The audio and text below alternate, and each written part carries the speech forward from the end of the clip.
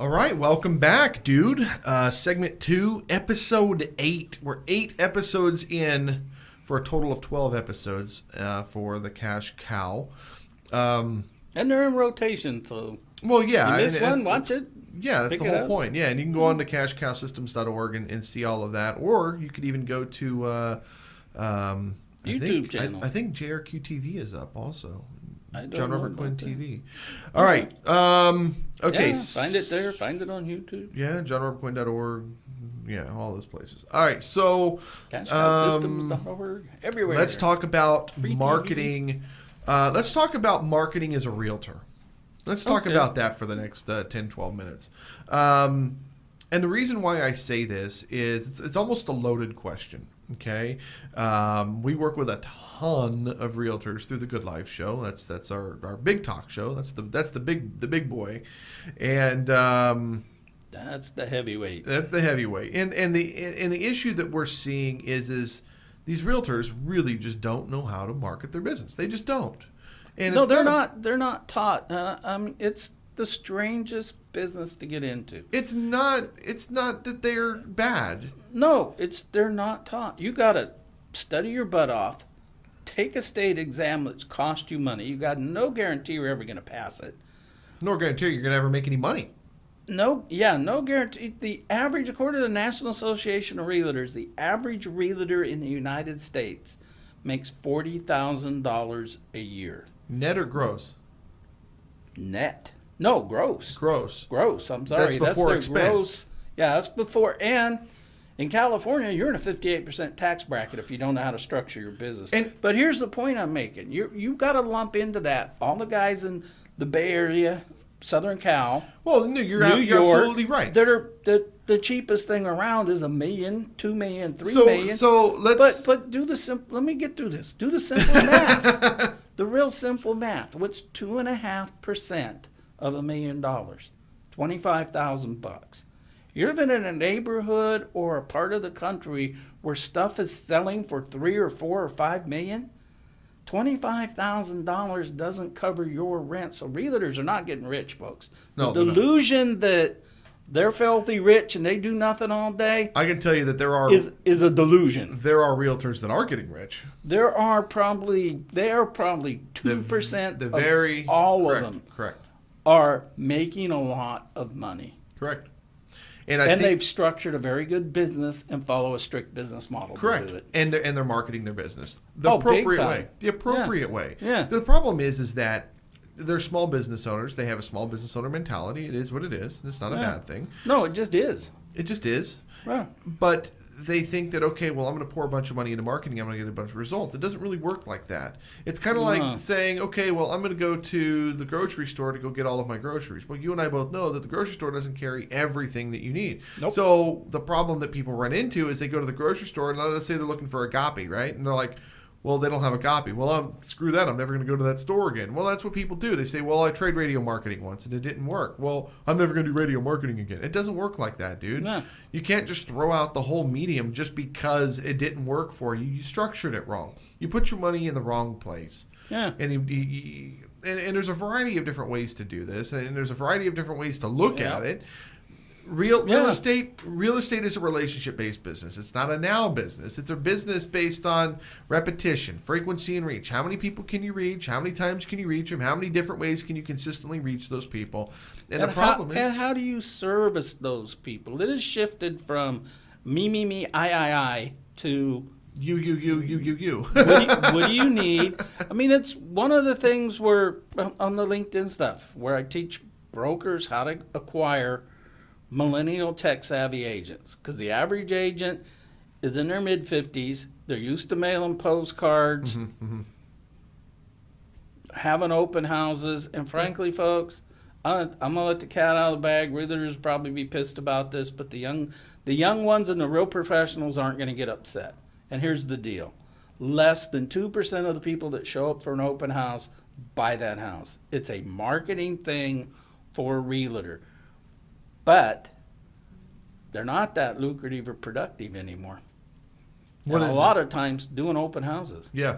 And a lot of times they can be dangerous. Well, yeah, you're absolutely right. It's been depending on the neighborhood, of course. Yeah. Yeah. I mean, even a nice neighborhood, actually, sometimes the better the neighborhood is, the more dangerous it is. I didn't know this. Yeah. Why is this? If you're a criminal, do you want to go rob in the ghetto or do you want to go rob in The rich Pacific people. Heights? Exactly. The rich people. Yeah. You're absolutely right. Yeah. You're I absolutely mean, I right. grew up as a kid in West Oakland. We had nothing. Everybody knew if you were going to go out thugging and mugging, you need to jump your little happy ass on a bus and make it to San Francisco. Correct. Where people got money. Yeah, you're right. You're right. Don't do it here in town because one, everybody knows you and they'll whoop your happy ass. And two, there's no money here. No, So you're you gotta absolutely right. go where. You're absolutely right. Yeah, and doing open houses for rentals is cool. All right, so let me ask you. You can do that and make money at it, but you got to be smart about this stuff. So the average realtor is selling 4 homes a year, okay? And the good realtor is selling 50 homes a year. What's different between the one selling the 50 homes and the one selling 4 homes? What are they doing differently? Marketing. How are they doing the and carving out a niche, and they're all doing a little different marketing, depending on the part of the country you're in and how you're doing it. And every other day, there's somebody buy my new shiny object widget for realtors. Frankly, I think the best thing to do is carve out a niche market, ask people how you can help them, provide a service, and be consistent. Okay. Think Coke and Pepsi. You like one or the other, but you can glance at that logo and know exactly what it's about. No, of course. You're You may absolutely love right. it or hate it, but you're going to know exactly what it's about. You need to have the same consistency as a realtor or basically anybody in any business. And you're going to consume both products, but you're going to choose one over the other. Yeah. You're going to take which one's available. Correct. If you got a choice, you're going to take the one you like. Correct. Yeah. Be the one people like. The other end of that is thinking outside the box. I mean, everybody. Yeah. If everybody is advertising on Zillow, why would you advertise on Zillow and just be another one of the same old and expect different results? It makes zero sense. You've got to step outside that box. You've got to look at all of the other options that are available out there, and that's what brings me to Cafe Realtor. Yeah. Celeste comes to me with this idea. And I sit down and we implement, the format and how we're structuring this thing.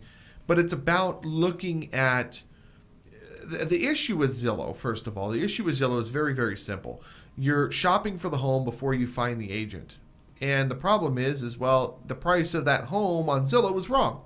Oh, constantly The wrong. price of the valuation, the price of their, what do they call it, Zestimate? Yeah. The price of their monthly payment structure is wrong because they're not looking at rate. They're not looking at PMI. They're not looking at you. They're not looking at anything. They're not even looking at the HOAs. All they're looking at is just a basic figure. Well, people aren't that smart.